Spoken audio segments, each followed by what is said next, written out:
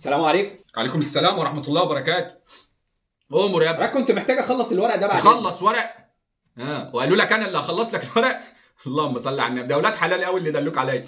لا وماله يا ابني، نخلص إن شاء الله. أنت معاك ورق إيه بقى؟ حضرتك محتاج ورق إيه؟ لا أنت تقول لي أنت معاك إيه وأنا هطلب حاجات وأنا هاخد اللي محتاجه منهم يعني إن شاء الله. لا يعني وريني يا ابني الورق اللي معاك اللي بتحرك دي كده. وريني يا ابني. بسم الله الرحمن الرحيم. ده قطع عائلي وشهادات ميلاد ومصور البتاع ده. انت جاي تخلص بجد بقى وجايب ورقك كامل وبتاع؟ طب الحمد لله. لا اللهم صل على النبي، لا ورقك كله كامل ما شاء الله. لا بعد العيد، بعد العيد ان شاء الله يا ابني. هو ايه اللي بعد العيد؟ ليه طيب؟ لا من غير سبب ولا حاجه، بس يعني انا مش عارف هقول لك سيستم واقع مثلا، ما انت مش هتصدقني واخد بالك. لكن بعد العيد تحس انها لايقه على الفتره دي كده. هو الاسبوع ده يا ابني اي حاجه بعد العيد، اي حاجه قولها بعد العيد وخلاص ان شاء الله اخلص لك كل حاجه. ده انت ورقك خلصان. ده هو واقف على امضه وختم من الحاج ربيع ان شاء الله، وهتلاقي ورقك كله خلص ان شاء الله. طب الاقيه فين الحاج ربيع وانا؟ لا تلاقيه فين ايه؟ انا عمك ربيع، انا اللي هختم بس بعد العيد برضه. ايوه ان شاء الله. لا ما تبرطمش بقى، ما هتضيع صيامك عشان واحد زي بذمتك الشهر الفضيل بقى وبتاع نقعد نشتم فيه عشان شويه ورق. ما ينفعش طبعا يا ابني. خلي واخد يا مدير. هو جالك مين؟ لا جالي. هو تبع حضرتك، ما هو قال لي انه تبع حضرتك. لا ده واقف على امضى، انا مش عارف جاي لي ليه. والله لسه بقول له ورق خلصان مش محتاج حاجه.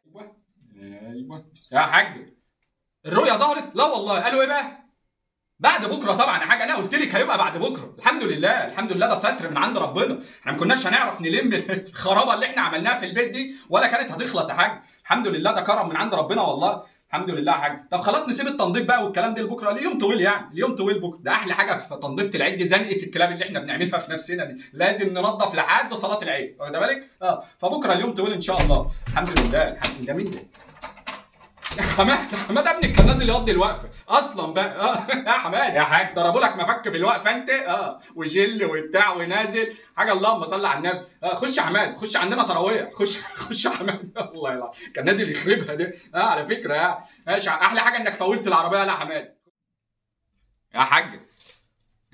لا نخرج منها يا حاج، نخرج منها. الله يكرمك النهارده اخر يوم، سيبيني في اللي انا فيه ده. بقول لك المفروض ارجع الشغل بكره. انا مش عارف شغل ايه اللي هرجعه بكره ده انا بتعامل بقى لي 4 ايام كاني طلعت على المعاش. والله نسيت حوار الشغل ده. سبحان الله. انا بنام في اليوم الواحد 4 5 مرات يا حاج. انا خلصت كل المسميات. انا نمت القيلوله والهلوله والشخلوله. انا مش عارف ايه العيد الغيبوبه اللي احنا فيه ده. والله انا زهقت من النوم اصلا. مش عارف دي ايه. ربنا يستر بقى. ده انا قايل ل3/4 الناس هخلص لكم حاجتكم بعد العيد. والله مش عارف انا هقابل الناس دي ازاي. ولا انا دماغي بتوزني الصراحه ما اروحش بكره، بس لسه ما ظبطتش السبب يعني. اقول له للراجل مش عارف اقول له ايه. اصل لو قلت له مسافر 3/4 مصر هتقول السبب دي بكره. ده بالك. فلسه مش عارف اقول له ايه. اقول له حد توفى مثلا، يعني مموت العيله دي 3/4 مرات قبل كده. يعني مموت 12 خال وبتاع ورحنا دفناهم في البال، مش هيصدقني برضه. مش عارف الصراحه.